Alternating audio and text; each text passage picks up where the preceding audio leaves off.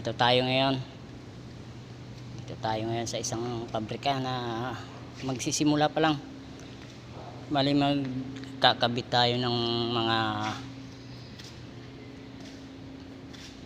circuit breaker nya. Ayan, pangkabit pa natin. May isa pa tayong kakabit na circuit breaker. Ayan yung tubo, yung dinaanan natin. Ayan yung wire. Bali ang nakabit na nating breaker ngayon ano na, bali dalawa. Ayan, ayan yung breaker na kinabit natin, 150 ampere. Tapos na-itap na rin natin doon sa taas. Ayan, bali ang sumunod na breaker ay nandito. Ayan, yung pangalawang breaker. Ayan, nakabit na rin natin.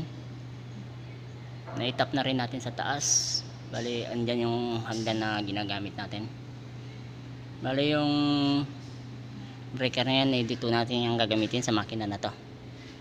Ayan, bago yan, bagong deliver pa lang. Ayan. Ito yung pinaka-rewinder nya. Ayan. Bali, yung gagawin natin dyan ay HD sandbag. Bali, ayan yung makina. Pang malaking sandbag to. Ayan, mataas. Ayan. Ayan siya kataas.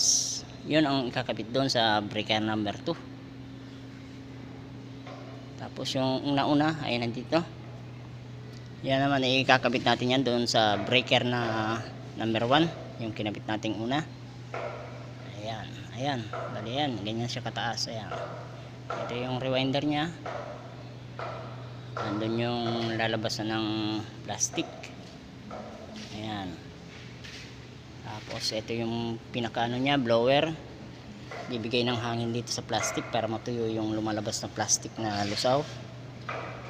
Ito yung pinaka-barena nya, cylinder. Ayan, nakabalot. Ayan.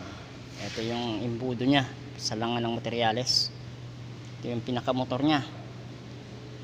Tingnan natin kung ilang ano yung motor nya. Ayan, ito yung motor nya. Bali 11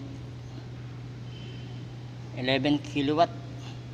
Ayan, 11 kilowatt siya. Bali ano to, 15 horsepower.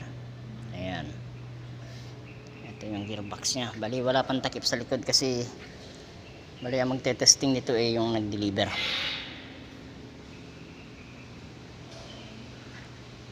Bali dito tayo sa pangatlo.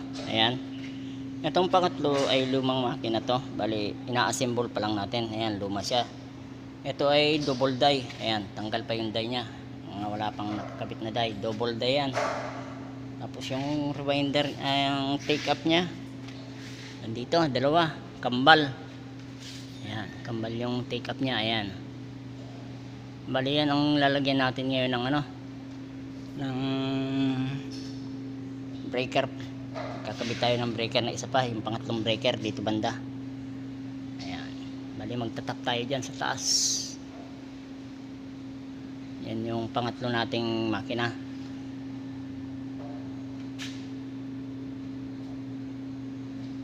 Yan, ito yung pinaka cylinder nya, yung screw, ganyan.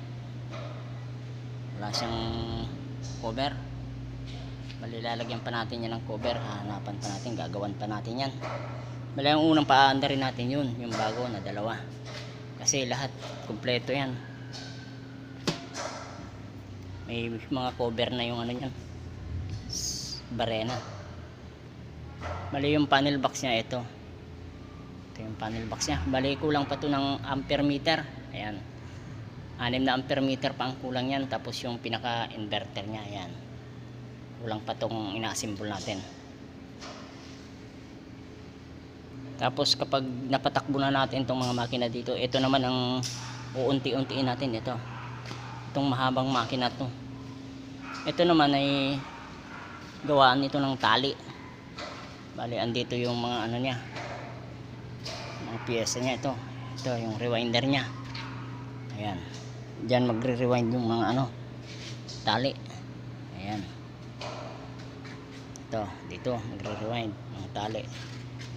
Bali yan, straw na tali ito, itong makina na to. Tapos ito naman yung isang makina na dating makina natin na straw. Ayan. Bali i-assemble naman to, gagawin nating sandubag din to. Ayan na yung die nya. Ayan yung crosshead na ikakabit dito sa dulo. Ayan, kumpleto na rin yan. Ang kulang na lang yan yung take up, yung sa taas saka yung rewinder. Pero yung sa pangbaba, ito kumpleto na to. Ayan. Tapos meron din tayo dito na dalawang PP machine. Ayan, dalawa yung PP machine natin dito. Ayan, bali dalawa, pagaganahin din natin yan. Ayan. Tapos nandyan yung ano natin, balon, nandun yung chiller sa taas, yung palamigan ng tubig. Ayan. Yan yung ginagawa natin ngayon dito.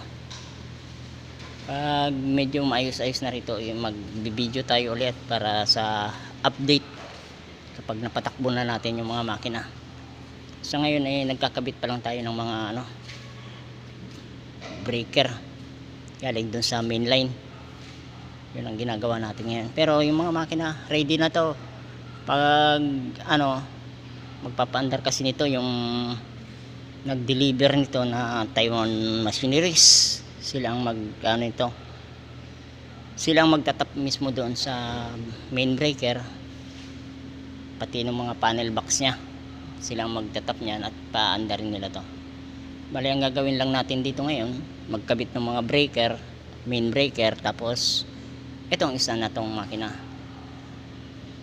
Yan naman ang i-assemble ko, wawiringan para mapatakbo na rin tong gamit na makina. Hanggang dito na lang mga idol, pa-subscribe na lang ng channel natin. Salamat.